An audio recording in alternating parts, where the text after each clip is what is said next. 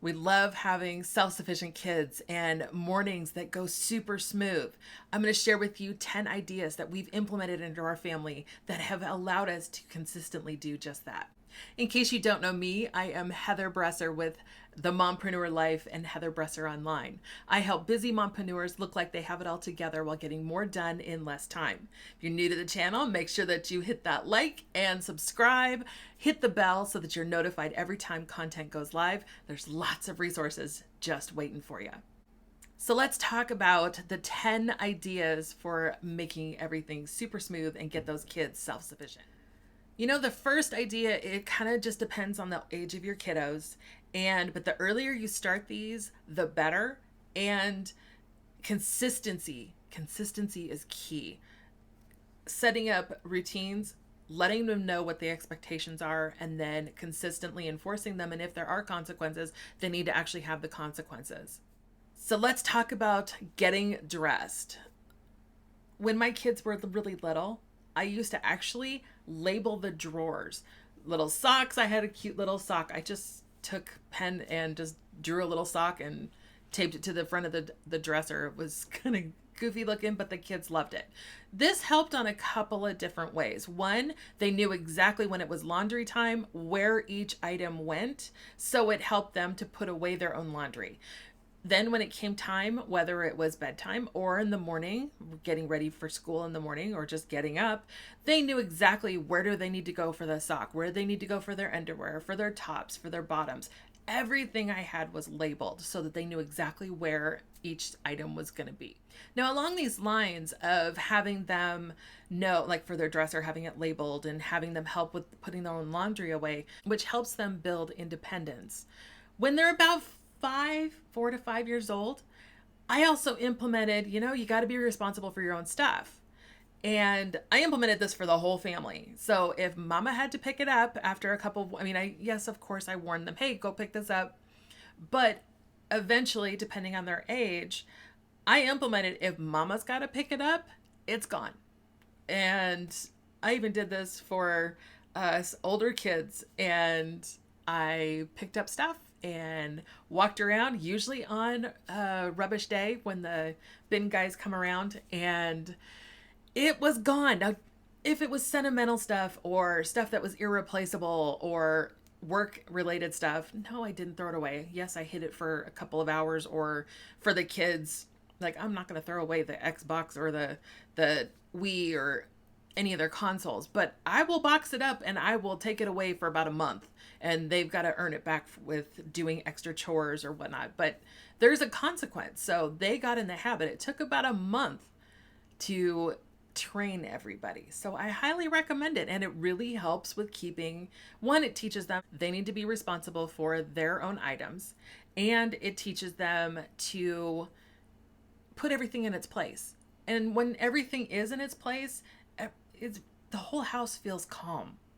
Everything just feels like it's got its own rhythm. It's absolutely fantastic. The next thing is their school bag. You got to do a school bag audit. Teachers rely on handouts and flyers and notes home in those backpacks. So do this daily. Kind of when you're doing the mail, grab the either your kiddos, go through and hand out the flyers onto your counter or where you put it in your mail station, or you go through it with them. Hey, what's in your bag? Let's make it a game and make it exciting, because one, it gives you an instance to celebrate each child. Yes, you're probably frantic. Yes, you're probably got million things to do, but take a minute, take a breath, be with each child and go, okay, let's see what's in your bag. Let's get it going. Now, as they get older, it's not going to be quite as fun with them, but it's still a routine that you set early, and less things will end up falling through the cracks. And the backpacks will not be overstuffed, or you just have that banana peel in the bottom that is rotting into flyers from a couple months ago. So go through, even for just hygiene, to wipe out the insides of those backpacks on a regular basis will also help with your health. The next one is lunches. I do these the night before, because who has time in the morning? You're got up, you're tired, you've had your coffee, or hopefully you've had your coffee. Kids are running around. It's no time to be having to put together lunches. So the night before, when you're prepping dinner, or maybe even after dinner when you're cleaning up the kitchen and resetting things for the next day, quickly put their lunches together, put them in the fridge so that it's ready to grab and go. Along the lines of helping to have clean rooms, declutter often. This involves going through, because as the kiddos change, their clothes no longer fit. I mean, I swear I was doing little, from the time they were little infants, doing little baby modeling shows to see what fit, what didn't. And as soon as it didn't fit, donating, getting it out, because they just seem to have, I swear those toys multiply like rabbits. To go through and even seasonally. So say there's some toys that they absolutely love in the winter time, but yet they don't really play with them in the summertime. Box them up and put them away. Out of sight, out of mind. They're all of a sudden, when you bring them out in the fall to winter, they're like brand new toys again, and the kids get really excited. So to see them again. So highly recommend that. Again, with the decluttering and organization, make sure, just like how you labeled with the socks and the underwear and the tops and the bottoms, everything should have its place, including the toys. If you could even label their bins on what goes where, the kids will learn exactly what toys need to be where, and it will help them to stay organized. Don't the toys seem like they multiply after a while? Well, having less is often more. So, not saying to deprive the kids, definitely not, but definitely having less to look after makes it easier to keep things clean, keeps their interest, and I think they cherish things more, especially when everything has its own home.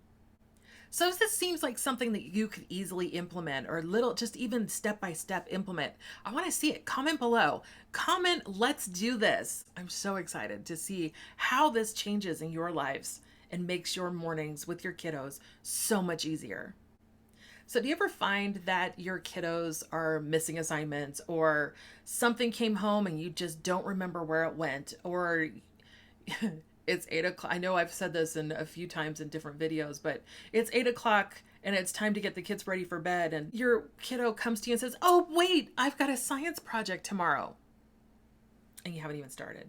This is where, or you just feel like you're nagging them to death. And did they do their homework? Where are they in their homework? And nag, nag, nag.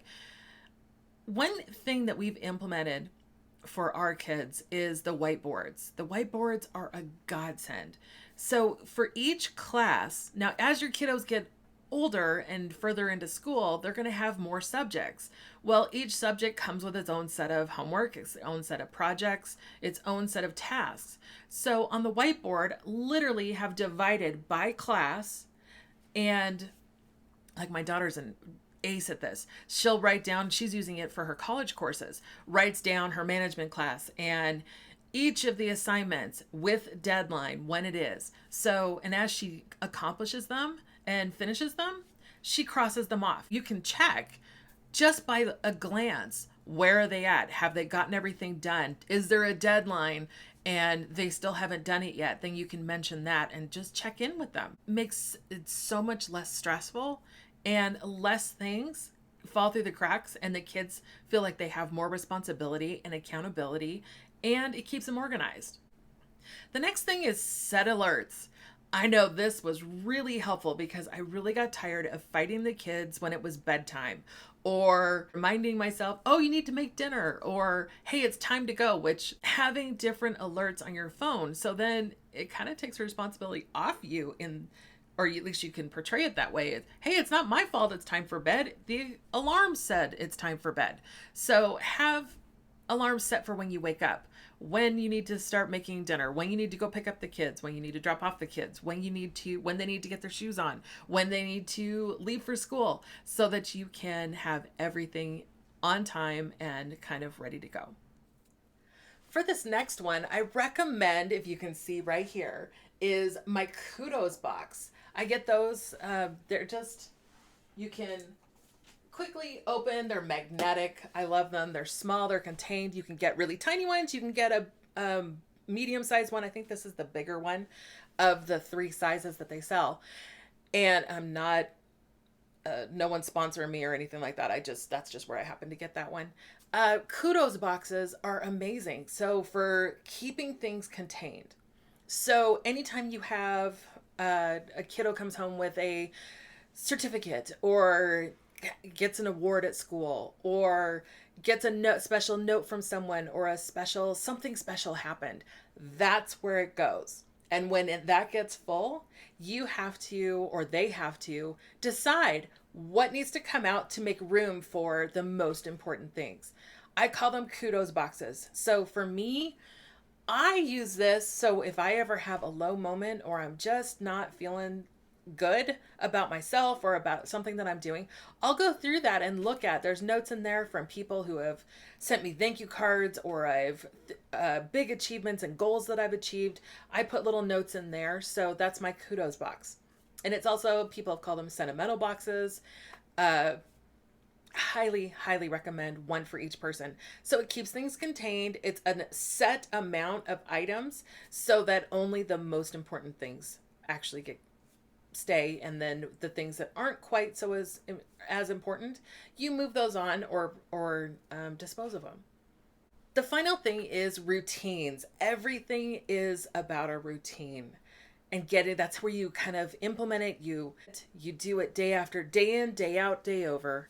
And as you establish the routines, everybody kind of takes on their own responsibility and their own accountability. And at the same time, it allows you to help them become more independent.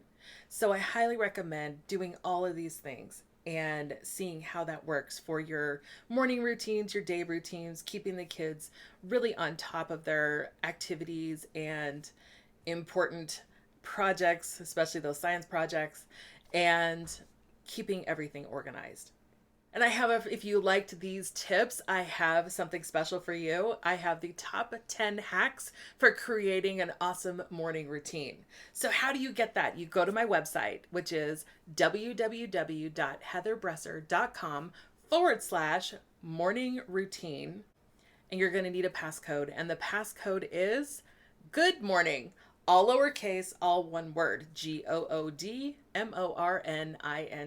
Good morning. And here are a couple of videos that I think you might like. One is, are your daily habits affecting your success? And 5 habits to create a more positive life. So as always, tribe, I hope you have a fabulous day.